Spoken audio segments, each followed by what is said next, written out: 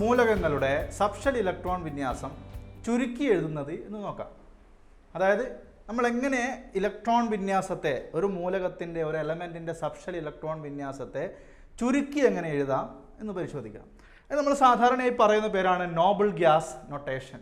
അതായത് നമുക്ക് അലസവാതകങ്ങളുടെ പ്രതീകങ്ങൾ ഉപയോഗിച്ചുകൊണ്ടാണ് നമ്മൾ സാധാരണയായി മൂലകങ്ങളുടെ സബ്ഷെൽ ഇലക്ട്രോൺ വിന്യാസം ചുരുക്കി എഴുതുന്നത്. അപ്പോൾ നമുക്കതിനാദ്യം തന്നെ നമ്മൾ എന്താണ് ഈ അലസവാതകങ്ങൾ എന്ന് മനസ്സിലാക്കണം.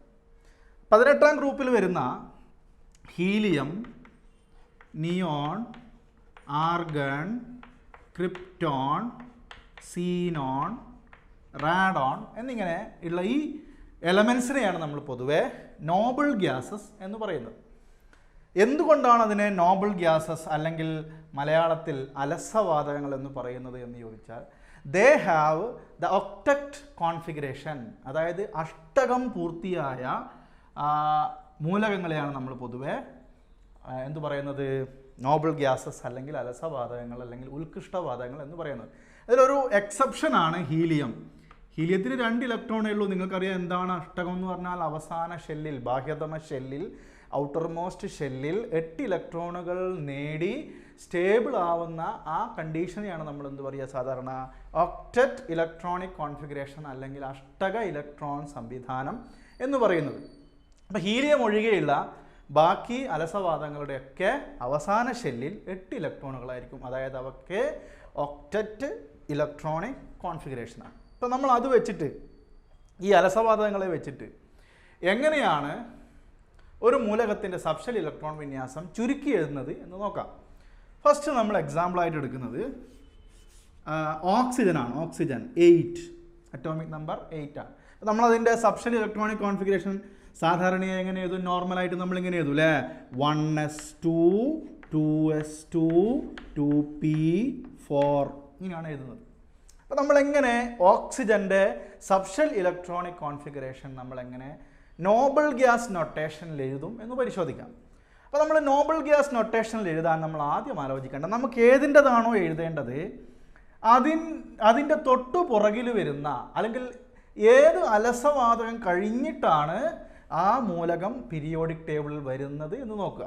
അപ്പോൾ നമ്മൾ ഇതിൻ്റെ അറ്റോമിക് നമ്പർ 8 ആണ്. അപ്പോൾ നമുക്ക് അലസവാതകങ്ങളുടെ അറ്റോമിക് നമ്പറിനെ കുറിച്ച് ഒരു ധാരണ വേണം.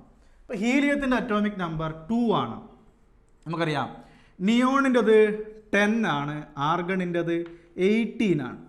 നമുക്ക് തൽക്കാലം ഇത്ര മാത്രം മതി. ക്രിപ്റ്റോണും സീനോണും നമ്മൾ ശ്രദ്ധിച്ചില്ലെങ്കിലും കുഴപ്പമില്ല. നമ്മൾ 18 വരെയുള്ള മൂലകങ്ങളുടെ അറ്റോമിക് നമ്പർ നമ്മൾ ഓർമ്മിച്ച് വെക്കുക. അപ്പോൾ നമ്മൾ ഏത് അലസവാതകം കഴിഞ്ഞിട്ടാണ് ആ മൂലകം വരുന്നത് എന്ന് നമ്മൾ പരിശോധിക്കുക. ഇപ്പോൾ ഉദാഹരണം ഓക്സിജൻ അറ്റോമിക് നമ്പർ 8 ആണ്. അപ്പോൾ അതിൻ്റെ തൊട്ടും പിറകിലുള്ള ഏതാണ്, ഹീലിയമാണ് അല്ലേ. ഹീലിയത്തിൻ്റെ അറ്റോമിക് നമ്പർ 2 ആണ്. അപ്പോൾ നമ്മൾ അതിനെ ഇങ്ങനെ എഴുതുന്നു, ഹീലിയം. അത് നമ്മൾ ഏത് അലസവാതകമാണോ അതിൻ്റെ പ്രതീകം, സിമ്പൽ നമ്മളിങ്ങനെ ഒരു സ്ക്വയർ ബ്രാക്കറ്റിൽ ഇടുക. അപ്പോൾ നമുക്കറിയാം അതിൻ്റെ അറ്റോമിക് നമ്പർ 2 ആണ്. ഇത് വേണമെങ്കിൽ നമുക്കിവിടെ എഴുതി വെക്കാം, വലിയ പ്രശ്നമൊന്നുമില്ല, എഴുതിയില്ലെങ്കിലും കുഴപ്പമില്ല. ഇനി ഹീലിയം കഴിഞ്ഞിട്ട് ഇത്രയും നമ്മൾ എഴുതണ്ട. അപ്പോൾ 2 ഇലക്ട്രോൺ ആണ് അതിലുള്ളത്. അപ്പോൾ 1s2 എന്ന് എഴുതണ്ട, ബാക്കി എഴുതിയാൽ മതി. അപ്പോൾ അതെന്തായി, 2s2 2p4. അപ്പോൾ ചില ആളുകൾ വിചാരിക്കുന്നുണ്ടാവും ഇത് തന്നെയല്ലേ ഈസി, നമ്മൾ എന്തിനാണ് ഇങ്ങനെ റിസ്ക് എടുത്ത് എഴുതുന്നത്. അപ്പോൾ ചെറിയ അറ്റോമിക് നമ്പർ ആണെങ്കിൽ നമ്മൾ പൊതുവേ ഈ നോബിൾ ഗ്യാസ് നൊട്ടേഷൻ വെച്ച് എഴുതേണ്ട ആവശ്യമില്ല. കാരണം നമ്മൾ ഇതിനേക്കാൾ ഈസി ആയിട്ട് നമുക്കിത് എഴുതാം. 1s2 എന്ന് എഴുതുന്നത് 1s2 2s2 2p4 എന്ന് എഴുതാം. പക്ഷേ വലിയൊരു അറ്റോമിക് നമ്പർ കൂടുതലുള്ള ഒരു എക്സാമ്പിൾ നമുക്ക് നോക്കാം. ഫോർ എക്സാമ്പിൾ നമ്മൾ സോഡിയം എടുക്കുന്നു. സോഡിയം 11 ആണ് അറ്റോമിക് നമ്പർ.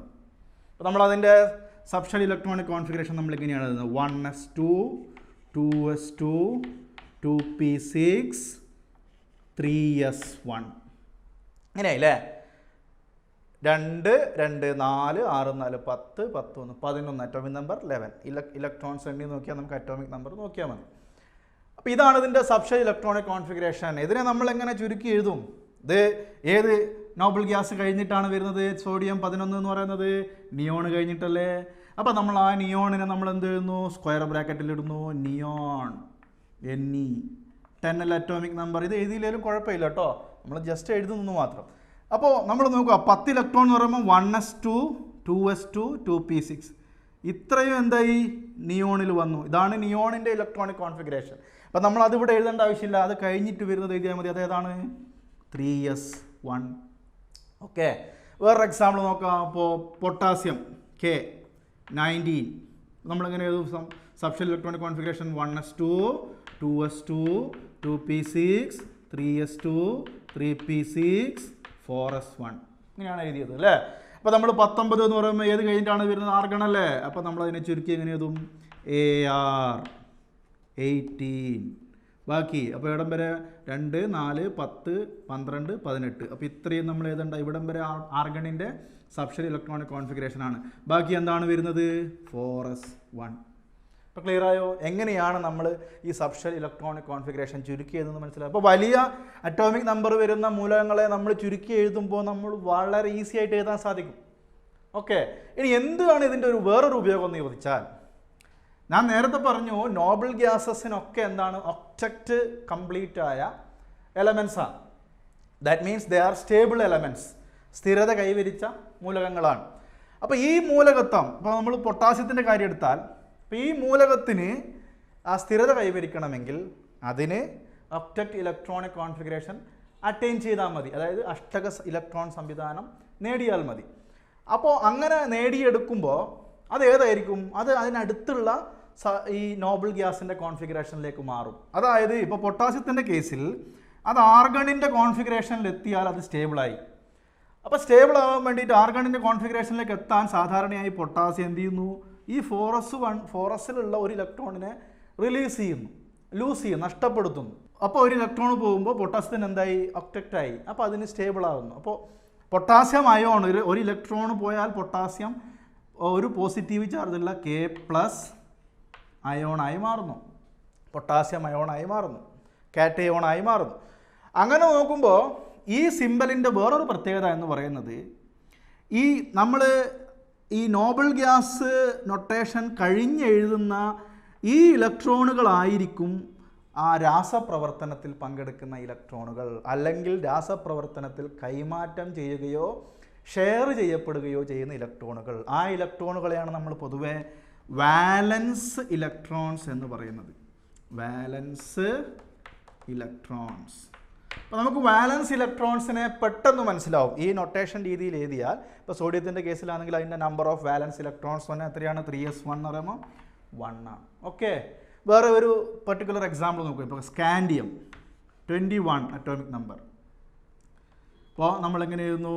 സ്കാൻഡിയം എന്ന് പറയുമ്പോൾ 1s2 2s2 2p6 3s2 3p6 4s2 3d1. This is the subshell electronic configuration of scandium. അപ്പോൾ നമ്മൾ സ്കാൻഡിയം 21 വന്നപ്പോൾ ആർഗൺ കഴിഞ്ഞിട്ടാണ് അത് വരുന്നത്. അപ്പോൾ ആർഗണിനെ നമ്മൾ എന്ത് ചെയ്യുന്നു? സ്ക്വയർ ബ്രാക്കറ്റിൽ ഇടുന്നു, argon 18. Okay, then 4s2 3d1. അപ്പോൾ these are the വാലൻസ് electrons. Okay, clear അല്ലേ? രണ്ട് എക്സെപ്ഷൻ കേസസ് നോക്കാം. The first one is chromium Cr24 1s2 2s2 2p6 3s2 3p6 4s1 3d5. ഇതിന് നമ്മളെങ്ങനെ എഴുതുന്നു? Argon 4s1 3d5 half filled electronic configuration. ഇതുപോലെ നമുക്ക് ഏത് മൂലകങ്ങളുടെയും സബ്ഷെൽ ഇലക്ട്രോൺ വിന്യാസം നമുക്ക് നോബിൾ ഗ്യാസ് നൊട്ടേഷൻ വെച്ചിട്ട് എഴുതാൻ സാധിക്കും.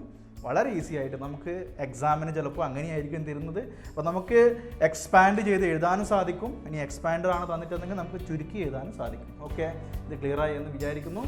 നമുക്ക് മറ്റൊരു ടോപ്പിക്കുമായി അടുത്ത വീഡിയോ